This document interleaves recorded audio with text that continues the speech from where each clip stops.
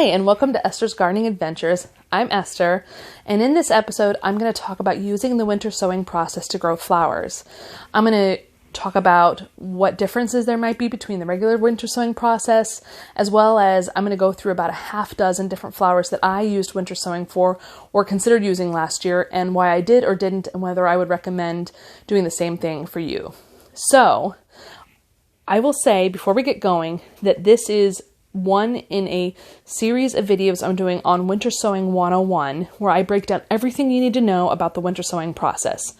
Everything from what is winter sowing and why you should try it, to timing for winter sowing, materials you need, assembling everything, all of the stuff. So if you're interested in any of that information, please check out the other videos in the series. Also, please stick around to the end as I'm going to have a special announcement. Okay, so let's get to the topic at hand. Winter sowing can absolutely be used for growing flowers. It's a great method, and it works just as well as it does for vegetables and herbs. So for starters, yes, you absolutely can use winter sowing for vegetables. But also I will say that for flowers, I said vegetables, but also I will say that there are some nuances to that. So you can use basically the same materials, the same timing. Everything is just about the same for flowers. The only main difference is certain types of flowers. And those are those that are like perennial or native to a certain area that require something called winter stratification. If you have a flower that requires a certain number of days of consistently cold temperature, you can use the winter sowing process for that, but you probably ought to sow those as soon as possible when the winter starts, because they need a certain number of days of cold in order to germinate. If you're in a zone or in a region like a tropical area that does not get a good freezing consistent winter for at least a month or two, then you might want to use another process like putting the seeds in damp soil in the refrigerator for 30 to 60 days instead. So the winter sowing process for flowers is a little bit different in terms of some do not work as well for that process depending on your zone, but the materials, everything else is the same. All right, so let's get to the flowers that I grew and my own review of them and suggestions for you. One of the most common ones is zinnias. The reasons I love zinnias in general, whether winter sown or not, is they provide beautiful color to the garden. They're tall. The flowers actually bloom and last a long time sitting out in the garden, but you can also bring them in and they last quite a while in a vase if well maintained. So they're just a really good staple to have in your garden. And, next year I'm going to try to get some that have the multicolored ones to them because they just look so cool. And I just love zinnias. And it turns out I really love white zinnias, which is, I never thought I'd love white flowers, but I do. All right, so whether I would recommend winter sowing. So I used them for winter sowing last year, and they did really well. Transplanted good, grew fast. But I think this coming year, I'm actually only going to do maybe one jug of zinnias, and then I'm going to directly sow the seeds in the spring or early summer, actually, because these are a warm, loving plant. These need summer temperatures to do well. But what I'm going to say is I'm probably going to sow most of these directly. And the reason being is they grow super fast. They germinate easy. They're one of the easiest flowers I've grown. And, I directly planted several that within 2 to 3 weeks had grown to healthy size already. So I think zinnias are great. They're good. They work well for winter sowing. But if you're thinking about I want to limit the number of jugs I do, and I want to limit the number of materials I have to buy, then zinnias are something you can hold off on doing until planting in the early summer for your own garden directly out there. All right, next ones, nasturtiums. I had never had nasturtiums, tried them, tasted them. Yes, they're edible. Here we go. Yeah. There we go. I had never tried them or tasted them before.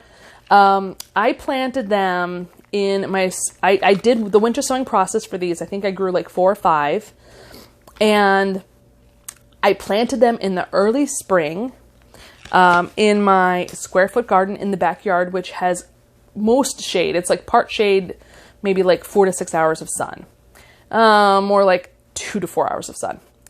And I actually had to transplant these to another square foot garden about 3 weeks after having first put them in that first bed, because I realized I had done the wrong thing in the wrong bed. And they transplanted fine. And I'll tell you what, that's my dryer beeping. Sorry. I'll tell you what, Nasturtiums were the one flower and plant that grew heartily in part shade, which at some point I'll do a series on what things grow well in part shade. But they grew well in part shade, and they grew the entire spring and summer season. These were by far the most hardy and best performing flowers, and honestly one of the best performing plants I had. And if you let them, they'll take over an entire bed. They're not invasive, but if you give them the space, they will take it over. The leaves taste sort of like a horseradishy, peppery kind of flavor, and the flowers do as well. And they're really tasty. They're nice to clean up and throw in a salad, like with arugula and maybe some romaine. So I recommend absolutely growing nasturtiums in the winter sowing process. I didn't try directly sowing them, so I don't know for sure whether maybe they would do better that way, but I can tell you they did really well this way. All right, next up is marigolds. Now marigolds you can get fairly cheap at your box store, but I'll tell you what, I bought yellow marigolds at Home Depot, and then I did more orange ones, winter sown. And the yellow ones did well. The ones from the box store did well. But these in the late summer grew so bushy and beautiful in my garden, and they performed really well. And yes, I winter sowed these. They do, I think, take a little bit more time to get going, and I don't know if that's because of the winter sowing process or general, because I haven't grown them before last year. But I will say that the winter sowing process worked well for them. But if you're really, really itching to have something with flowers in it, you can do a mixture of both winter sowing and maybe box store flowers. So keep that in mind like I did, and it worked great. Borage. This envelope is so beat up looking. I got this from a seed exchange, and it was sort of opened and beat up when I got it. Borage I did through the winter sowing process. And I also, nope. Yes, I did. Yes, I did use the winter sowing process. I should actually look at my journal to make sure. I will be right back. I did not winter sow borage because I heard that it is not a huge fan of transplanting. And honestly, directly sowing these seeds, they did wonderful in the garden by themselves. And these things self-seed as well. So you plant one plant or two plants and you'll have borage all summer, spring and summer long. Well, it's more of a summer plant because it needs warm weather. All right, so you could try winter sowing with borage, but I decided this last year not to do that, and they did just fine by directly planting them in the early summer, in the late spring, once temperatures were warm enough, basically. You may not have heard of this too often because I guess it's not as common of a thing, but globe amaranth. It's a type of sort of, I'll show you a photo of them right after this. And I did the winter sowing process with these, and they did great. They bloomed wonderfully, they transplanted easily, and they grew fine in the jug. So I definitely recommend growing globe amaranth in the winter sowing process. Next up is Bachelors buttons, a very common, popular flower to grow. These did great with the winter sowing process. They grew wonderfully in the jugs, they transplanted easy, and they grew nice and tall and healthy. The only thing is I think they probably needed a little more sun than the area I put them in when I transplanted them. The other thing I will add, just part of growing them, is I think Bachelor's buttons, or at least in the area that I grew them, need a lot of them to sort of support each other, and they also need some sort of support system if it's in a windy area, because a lot of mine got blown over. So I recommend if you do grow these, the winter sowing process works well, but also maybe provide them some support systems when you do transplant them, because they do grow tall and a little bit spindly sometimes. I love violas. I think they're just so pretty. And I grew some Johnny Jump Up violas in my winter sowing jugs.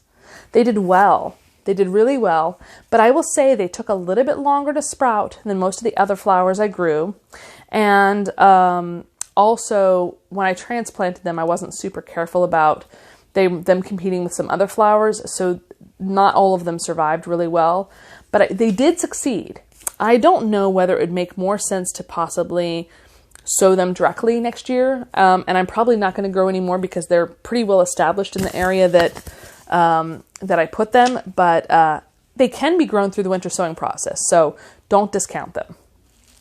Now, something I don't have an envelope of pretty pictures for, but that I will show you pictures of right after this, is LiQWYDs.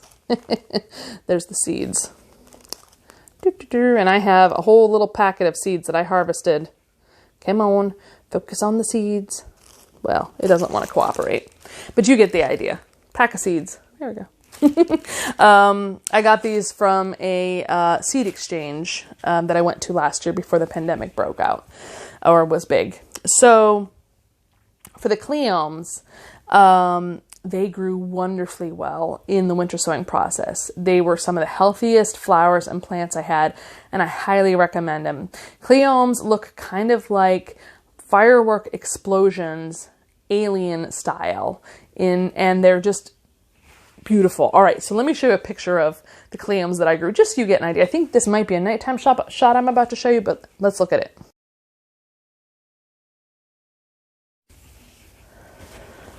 All right, last up for basic flowers that everybody knows are Cellulosia or Cox Comb, which I also had another packet I got from somebody at the seed exchange I went to last year. This actually was more of a coral color. Cox Comb did great growing through the winter sowing process, and I'm 100% going to use them again. I did both the red coral ones, and then this one is like a shorter one that grows along the ground that only gets maybe this tall, whereas the bigger Cox Comb ones get, the height, they're maybe even taller than zinnias. So I highly recommend growing Cox Comb in your winter sowing jugs.